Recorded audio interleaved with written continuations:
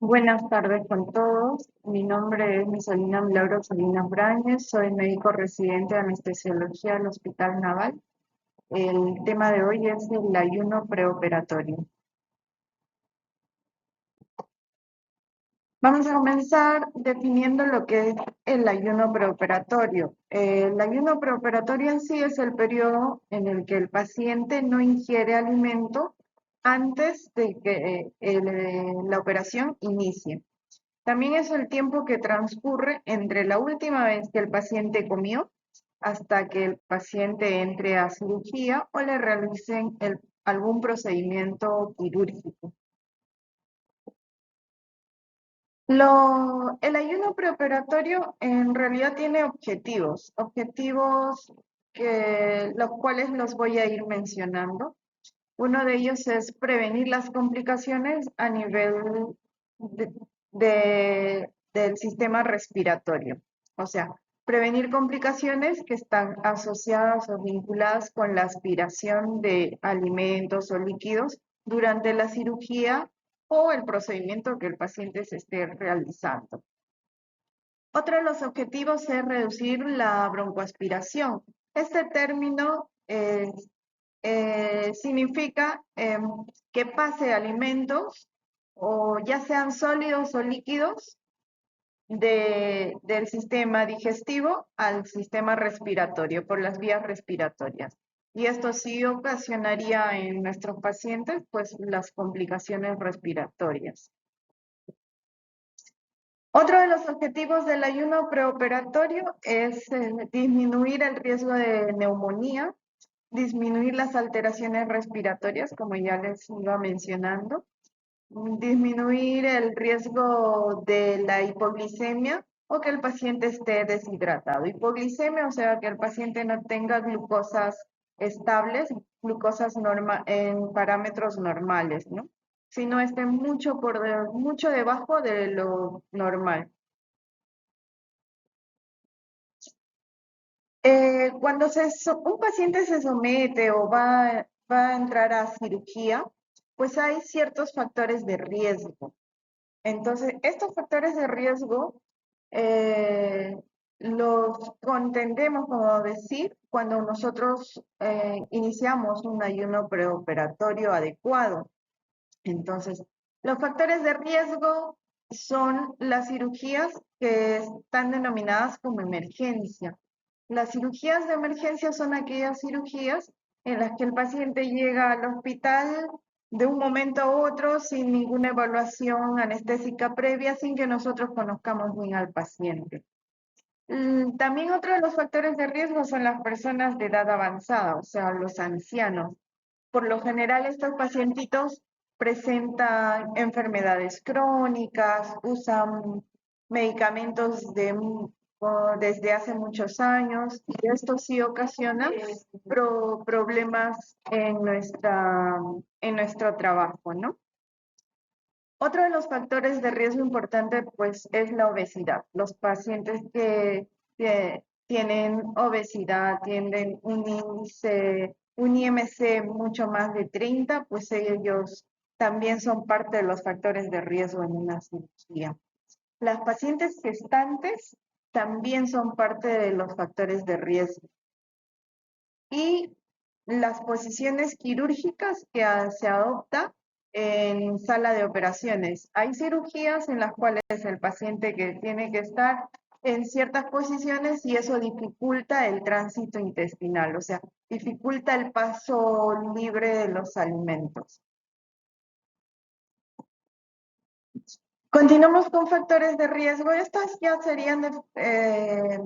estarían enfocadas básicamente en las enfermedades que tengan los pacientes diabéticos, los pacientes que tengan patologías, enfermedades que estén relacionadas al esófago, los pacientes que tengan enfermedades neuromusculares y que actualmente estén cursando con ilioparalítico.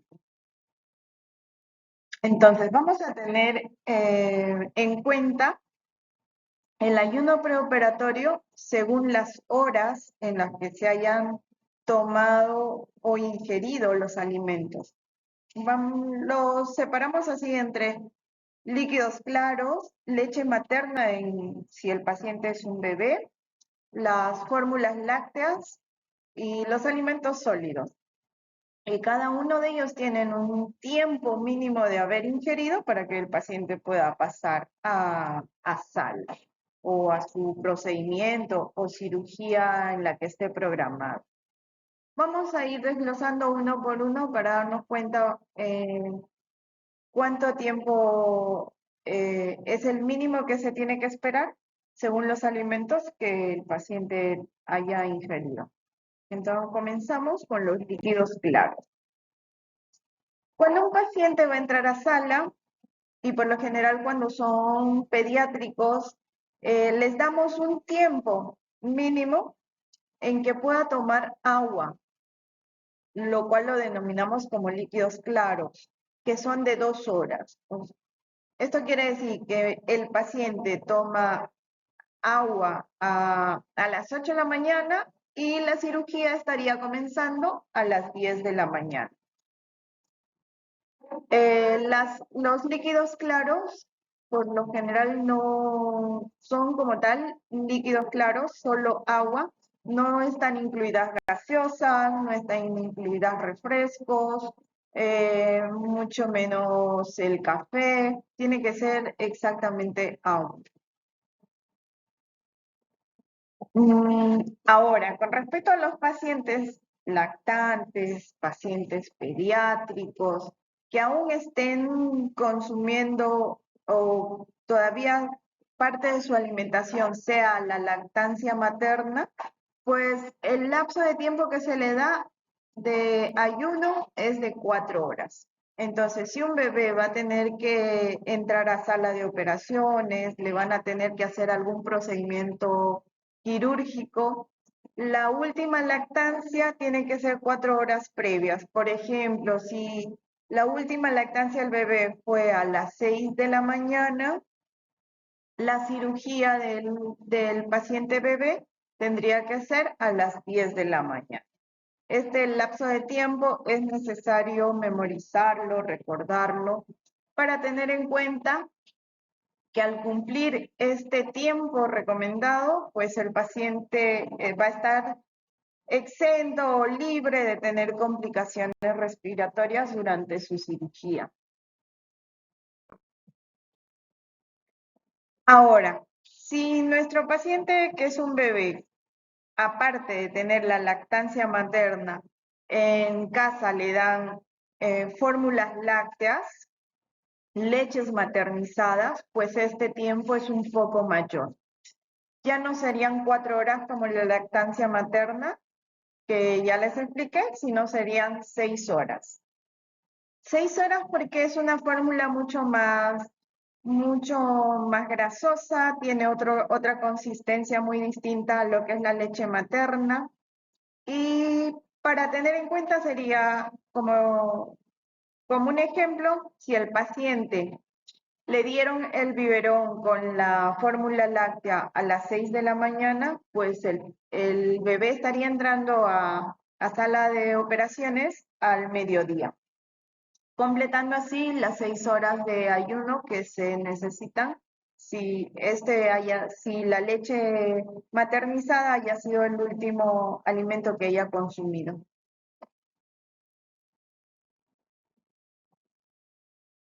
Con respecto a los alimentos ligeros, básicamente están aquí dispuestos como las frutas y gelatinas, que no son alimentos sólidos como tal. Y en los adultos o en los niños, en este caso, es que les damos 6 horas de ayuno. Si un niño consumió la gelatina, pues tienen que pasar 6 horas para que pueda ser operado. Si consumieron frutas, verduras, sin ningún otro agregado, pues igual, sus 6 horas de lapso y estaría entrando a sala y así nos evitamos cualquier complicación. Ahora, si el paciente es un adulto que tiene una cirugía programada o va a tener algún procedimiento quirúrgico o procedimiento diagnóstico que le vayan a realizar, ya sean endoscopías, colonoscopías, el tiempo mínimo de ayuno son 8 horas. 8 horas de alimentos sólidos, alimentos que estén en base de grasas, que sea como un almuerzo, una cena, un desayuno, tiene que pasar exactamente 8 horas. Esto quiere decir, si el paciente desayunó a las 6 de la mañana, pues estaría entrando a cirugía aproximadamente a las 2 de la tarde.